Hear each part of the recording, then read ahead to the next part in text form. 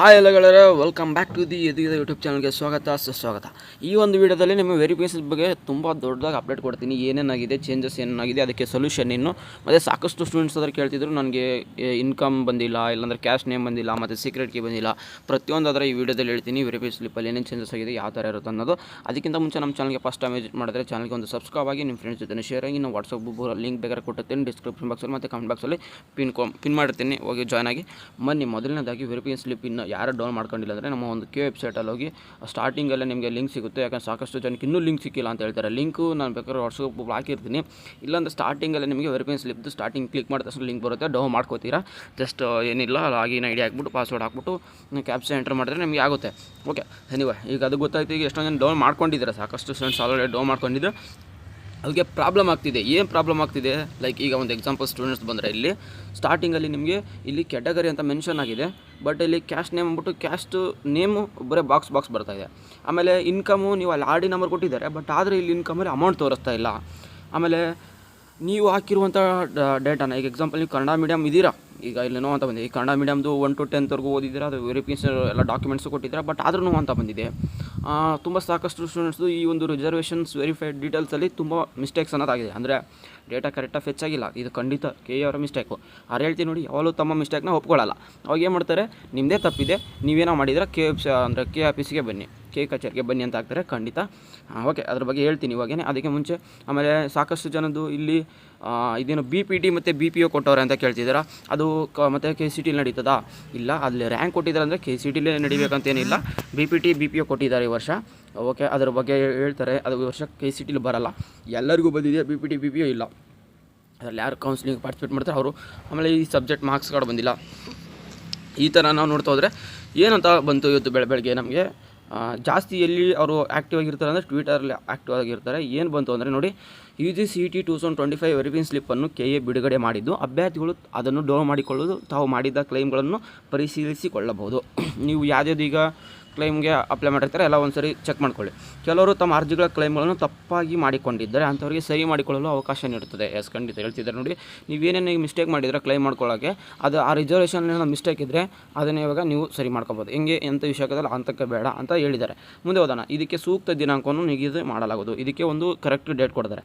ಆ ಡೇಟ್ ಒಳಗಡೆ ನೀವು ನಿಗದಿತ ದಿನಾಂಕವನ್ನು ಅಭ್ಯರ್ಥಿಗಳು ಮುಂಗಡವಾಗಿ ಕಾಯ್ದಿರಿಸಿಕೊಂಡು KA ಕಚೇರಿಗೆ ಬರಬೇಕಾಗುತ್ತದೆ. ನೋಡಿ, ಏನು ನಿಮ್ಮ ರಿಸರ್ವೇಷನ್ ಕ್ಲೈಮ್ ಇದೆ ನೋಡಿ, ರಿಸರ್ವೇಷನ್ ತುಂಬಾ ಇಂಪಾರ್ಟೆಂಟ್. ಯಾಕಂದರೆ ಇದರಿಂದ ನಿಮ್ಮ ರ್ಯಾಂಕು ಎಷ್ಟೇ ದೂರ ಇದ್ದರೂ ಕೂಡ ರಿಸರ್ವೇಷನಿಂದ ಸೀಟ್ ಸಿಗುತ್ತೆ.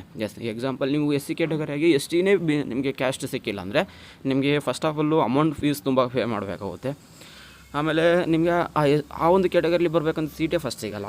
ಅದಕ್ಕೋಸ್ಕರ ನಿಮ್ಮ ರಿಸರ್ವೇಷನ್ ತುಂಬಾ ಇಂಪಾರ್ಟೆಂಟು. ಬಿಡಿ, ನನಗೆ ಹೆಂಗೆ ರ್ಯಾಂಕ್ ಬಂದಿದೆ, ಯಾವುದೋ ಒಂದು ತೊಗೋತೀನಿ ಸೀಟು, ಯಾರು ಮಾಡೋಕ್ಕೋಗ್ಬಿಡಿ. ನಿಮಗೆ ರಿಸರ್ವೇಷನ್ ತುಂಬಾ ಇಂಪಾರ್ಟೆಂಟು. ಪ್ರತ್ಯೇಕಪದ ಹೇಳ್ತೀನಿ, ರಿಸರ್ವೇಷನ್ ತುಂಬ ಇಂಪಾರ್ಟೆಂಟು. ಯಾರಿಗೆ ರಿಸರ್ವೇಷನ್ ಕ್ಲೈಮ್ ಆಗಿಲ್ಲ, ಯಾವುದೇ ಒಂದು ಬರೀ ಜಸ್ಟ್ ಅದು ಒಂದಲ್ಲ, ಕನ್ನಡ ಮೀಡಿಯಮ್ ಆಗ್ಬೋದು, ರೂರಲ್ ಆಗ್ಬೋದು, HK ಆಗಿರ್ಬೋದು, ಯಾವುದೇ ಒಂದು ರಿಸರ್ವೇಷನ್ ಕ್ಲೈಮ್ ಆಗಿಲ್ಲ ಅಂದರೆ ಅದಕ್ಕೆ ಡೇಟ್ ಕೊಡ್ತಾರೆ. ಆ ಡೇಟ್ ಕೊಟ್ಟಿದ ತಕ್ಷಣ ನಾನು ನಿಮಗೆ ತಿಳಿಸ್ತೀನಿ. ಆ ಡೇಟ್ ಬಿಟ್ಟಾಗ ನೀವು KA ಆಫೀಸ್ಗೆ ಹೋಗಬೇಕು. ಇದನ್ನು H ಪ್ರಸನ್ನ IAS ಅಂದರೆ ಕಾರ್ಯನಿರ್ವಾಹಕ ಪ್ರಾದೇಶದ ಅವರೇ ಒಂದು ಡೈರೆಕ್ಟರ್ ಆಗಿರ್ತಾರೆ, ಅವರೇ ಹೇಳಿರೋ ಅಂಥದ್ದು. ಓಕೆ, ಎನಿವೆ ಈಗ ನಮ್ಮ ಕಡೆ KAಯಿಂದ ಒಂದು ಅಪ್ಡೇಟ್ ಬಂತು. ಆ ಡೇಟನ್ನು ಕೊಡ್ತಾರೆ. ಆ ಡೇಟ್ ಕೊಟ್ಟಾಗ ನಿಮ್ದು ಏನೇನು ತಪ್ಪಿದ್ರೆ ಏನೇ ಒಂದು ತಪ್ಪಿದ್ರು ನೀವು KA ಆಫೀಸ್ಗೆ ಹೋಗಬೇಕು. ಈಗ ಅದನ್ನ ವೆಬ್ಸೈಟಲ್ಲಿ ಕೊಡಲ್ಲ ಅಂತ ಹೇಳಿದ್ದಾರೆ. KA ವೆಬ್ಸೈಟಲ್ಲಿ ಕೊಡಲ್ಲ ಅಂದಮೇಲೆ ನೀವು ಅಲ್ಲಿಗೆ ಹೋಗಬೇಕಾಗುತ್ತೆ. ಅಲ್ಲಿ ಹೋದ್ಮೇಲೆ ನೀವು ಅದನ್ನೆಲ್ಲ ಸರಿ ಮಾಡಿಸ್ಕೊಂಡು ಬರಬೇಕಾಗುತ್ತೆ. ಏನಿಲ್ಲ, ನಿಮ್ಮೊಂದು ಅದೇ ಜಸ್ಟ್ ಈಗ ಏನು ವೆರಿಫಿಕೇಷನ್ ಸ್ಲಿಪ್ ಡೌನ್ ಮಾಡ್ಕೊಂಡ್ರೆ ಅದನ್ನೇ ಹೋಗಿ ತೋರಿಸಿ ಅವ್ರಿಗೆ. ಆಮೇಲೆ ಏನಾದರೂ ನಿಮ್ಮ ಡಾಕ್ಯುಮೆಂಟ್ಸ್ ಇರುತ್ತಲ್ಲ, ಲೈಕ್ ಈಗ ನಾನು ಕನ್ನಡ ಮೀಡಿಯಮ್ ಅಂದರೆ ಕನ್ನಡ ಮೀಡಿಯಮ್ 1 to 10 ಸರ್ಟಿಫಿಕೇಟ್ ಇರಬೇಕು. ಆಮೇಲೆ ಕ್ಯಾಸ್ಟ್ ಇನ್ಕಮ್ ಮಿಸ್ಟೇಕ್ ಇದ್ದರೆ ಕ್ಯಾಸ್ಟ್ ಇನ್ಕಮ್ ಸರ್ಟಿಫಿಕೇಟ್ ಇರಬೇಕು. ಈ ಥರ ನಿಮ್ದು ಏನೇನು ಕ್ಲೈಮ್ ಆಗಿಲ್ಲ ಅದೆಲ್ಲ ಡಾಕ್ಯುಮೆಂಟ್ಸ್ನ ರೆಡಿ ಮಾಡಿಟ್ಕೊಳ್ಳಿ. ಅವ್ರು ಒಂದು ಡೇಟ್ ಕೊಡ್ತಾರೆ. ಆ ಡೇಟಲ್ಲಿ ನೀವು KA ಆಫೀಸ್ಗೆ ಹೋಗಿ ವಿಸಿಟ್ ಮಾಡಿ ಅದನ್ನೆಲ್ಲ ಸರಿ ಮಾಡ್ಕೋಬೋದಾಗಿರುತ್ತೆ. ಆಮೇಲೆ ಸಾಕಷ್ಟು ಜನ ಕೇಳ್ತಿದ್ರು, ಈಗ ವೆರಿಫಿಕೇಷನ್ ಸ್ಲಿಪ್ ಬಳಿತು ಆಪ್ಷನ್ ಎಂಟ್ರಿ ಅವಾಗ. ಆಮೇಲೆ ದಿನ ವೆರಿಫಿಕೇಷನ್ ಸ್ಲಿಪ್ ಬಿಟ್ಟಿಲ್ಲ, ಯಾಕಂದ್ರೆ ನಾವು ಇನ್ನೂ ರಿಜಿಸ್ಟ್ರೇ ಮಾಡ್ಕೊಂಡಿಲ್ಲ ನಂಬರು. ಹೆಂಗೆ ವೆರಿಫಿಕೇಷನ್ ಸ್ಲಿಪ್ ಬಿಟ್ಟರು? ಇದು ಓನ್ಲಿ CET ಸ್ಟೂಡೆಂಟ್ಸ್ಗೆ ಅಷ್ಟಾಗಿರುತ್ತೆ. ನಾನು ನೀಟ್ ಅವ್ರಿಗೆ ಯಾವುದೇ ಕಾರಣಕ್ಕೂ ಇನ್ನೂ ವೆರಿಫಿಕೇಷನ್ ಸ್ಲಿಪ್ ಬಂದಿಲ್ಲ. ಮತ್ತು ಸಾಕಷ್ಟು ಕೆಲಸಗಳು ಅದ್ರ ನಡೀತಾ ಇದ್ದಾವೆ. ಯಾಕಂದರೆ ಇದೇ ಥರ ಮಹಾರಾಷ್ಟ್ರದಲ್ಲಿ ಈ ಥರ QR ಕೋಡ್ ಇತ್ತು, ಅದೇ ಥರ ನಾವು ಒಂದು ಸ್ವಲ್ಪ ತಿಳ್ಕೊಂಡು ಅಧ್ಯಯನ ಮಾಡಿಕೊಂಡು ಅದೇ ಥರ ನಮ್ಮ ಸರಿ QR ಕೋಡ್ ಕೊಟ್ಟಿದ್ದಾರೆ. ಸೀಕ್ರೆಟ್ ಕೀ ಅಂತ ಕೇಳ್ತಿದ್ರು, ಸೀಕ್ರೆಟ್ ಕೀ ಬಂದಿಲ್ಲ, ಯಾರಿಗೂ ಬಂದಿಲ್ಲ. ಯಾಕಂದರೆ the secret key and password will be available on website once online option entry starts. You can download it in officials website.